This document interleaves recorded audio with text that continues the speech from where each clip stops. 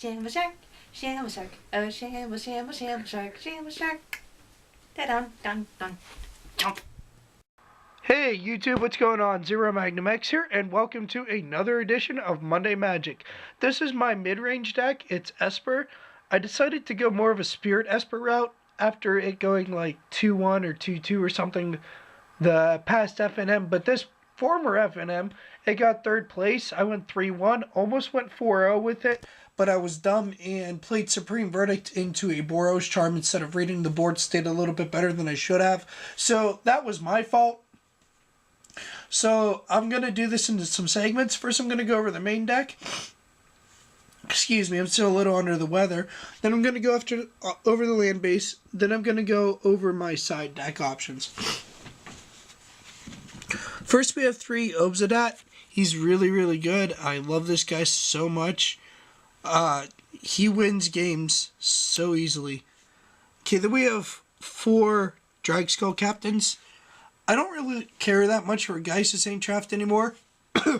He's fine, but like he never beat me. And all the games I encountered him, he just I just had stuff to take care of him, as weird as that sounds. 4 Restoration Angel.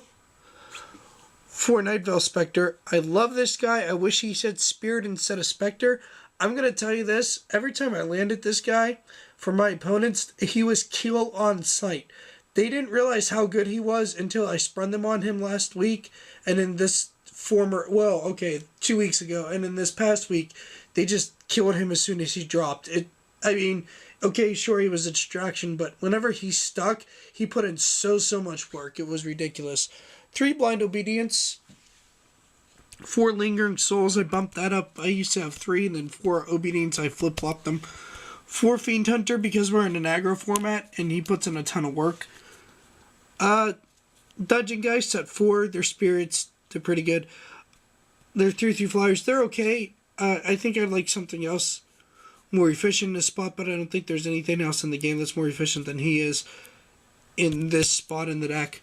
3 Azorius Charms. Put in work, and my guy's lifelink. Help my extort triggers, help me gain leads while hurting them, especially with Obsidat and Blind Obedience. I shouldn't have to explain why this card's good. Orzhov Charm, it's basically general removal in this deck. That's all it is. It's kill all. I mean, I needed a catch all kill spell, and that does it for the deck. And 2 Ultimate Price. Alright, I'm going to cut here and go to the land.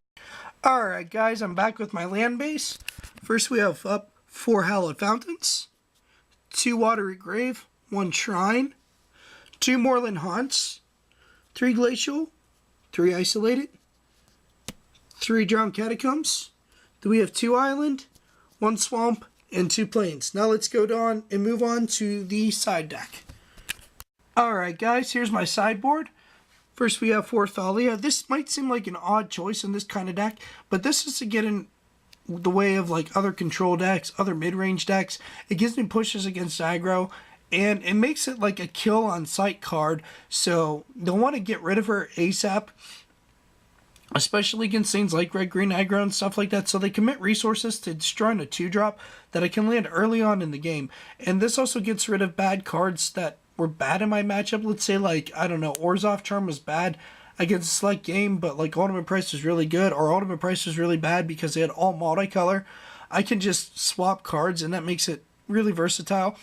And Lingering Souls sometimes can be really bad on the draw, so it's sometimes good to get rid of Lingering Souls and put in Thalia, depending on which matchup you're against. If you're against high aggro, I usually put that in over Lingering Souls, just because sometimes they'll see Lingering Souls, they'll side for it, and Thalia is one of the sides they will side for it. So it's really good to help counterbalance that.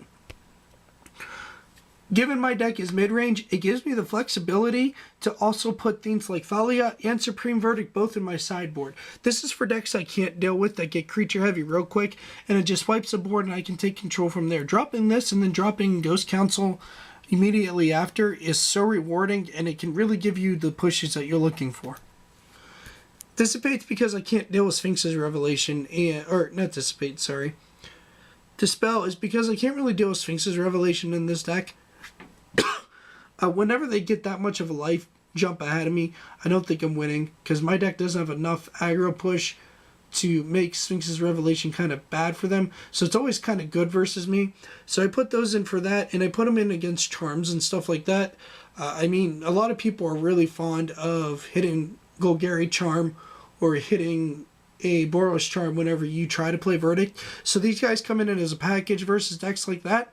And then whenever you're like turn 5 Verdict, they're like, what? Okay, Charm, and they won't be expecting you to play Dispel. So it's really helpful in those situations. It seems like it's a situational situation, but that's why there's 3 and 3 to match.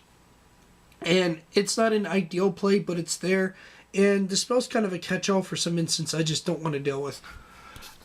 This is just general artifact and enchantment removal. I mean, I haven't really faced enchantments or artifacts I couldn't deal with or that bothered me a lot, but it's there in case I encounter one. This might become something else soon.